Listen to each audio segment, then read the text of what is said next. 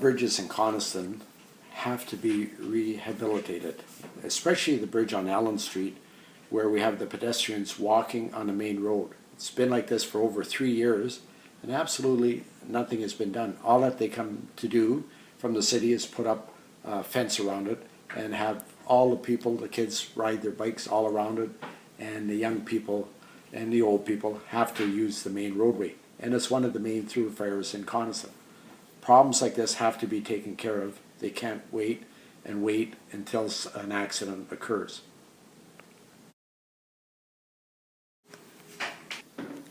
Another problem around Ward 9 area, especially in Coniston, as you can see from the creek, is that the creeks are growing in. Slowly the banks are eroding into the creek and stopping the passage of water.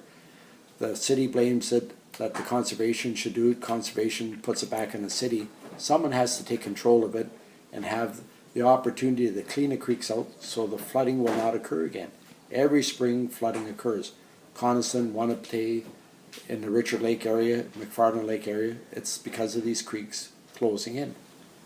Here's a community center in Wanapitei. The people down there, the volunteers, are doing a tremendous amount of work trying to keep it open, but there has to be sustainable funding. The parking lot hasn't been paved. Large sums of money have to be put in for a new heating system. The city has to take care of the areas that youth are using and that's available for the local community. Money has to be put in so that the volunteers are needed for sure, but they can't do everything by themselves. They need assistance.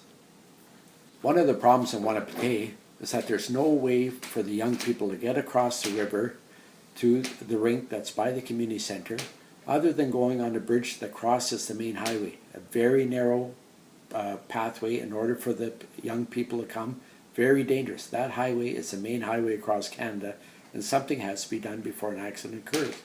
Young people cannot walk across the river until it's completely frozen, and as we all know, the Wanapitei River is frozen very little unless it's very cold, and that doesn't occur often, so it's very dangerous for them to cross at this location.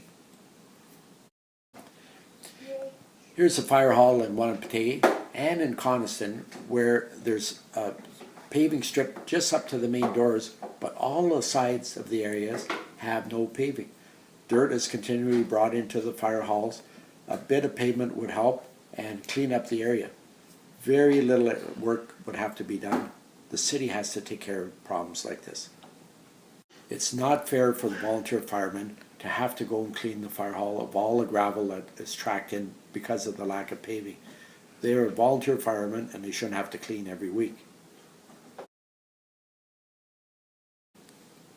Here we are at the One Up area where the road went through when they did the bypass over to Highway 69, but they took the rink out that was built for the children and they put all the boards aside and no rink was reestablished again.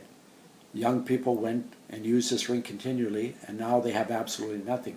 The playground has been closed by the school board and people in the area invested in all these areas, but now the children have nothing. Richard Lake has problems with flooding, and anyone can see that the problem is of the culvert going under Highway 69. It's too small.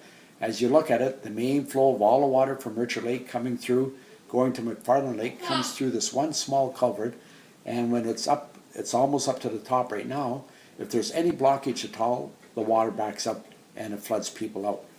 Problems like this have to be taken care of. The one thing that I've seen going around Ward 9 are all the problems. As I tried to point out just a few of the problems, there's quite a few areas that need the attention of the city.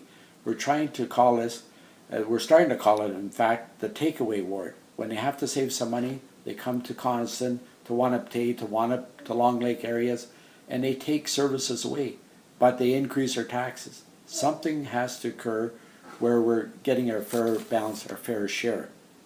Vote for less Lisk and we will make a change, a positive change.